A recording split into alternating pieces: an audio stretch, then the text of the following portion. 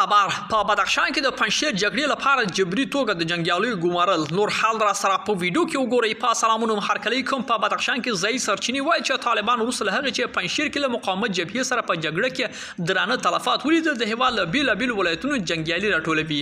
په بدخشان کې ځای سرچینې نن چهارشنبې د غبرګولي پر 11 وایي چې په دغه ولایت کې له څو ورځو راهیسې په پنجشیر کې له مقاومت جبهې سره د جګړې لپاره جبري توګه د ځوانانو نیولو بهیر چټک شوی دی. د سرچینو په وینا طالبان هغه کسان چې پنجشیر په جګړه کې ګډون مخالفت کوي وهي او ټکوي. سرچینې زیاتوي چې ډېر شمېري کورنۍ د طالبانو له تاوتریخوالي سره توانېدلي چې خپل اولادونه بهارک ولسوالۍ او فیض آباد ښار کې د طالبانو لیکو څخه رابیل کړي او خپل کورونو ته یې وګرځوي. د ویلو ده چې 2 ورځې مخکې هم طالبان له روزګان څخه د پنجشیر جګړې لپاره 1500 تنه لیږدولي وو.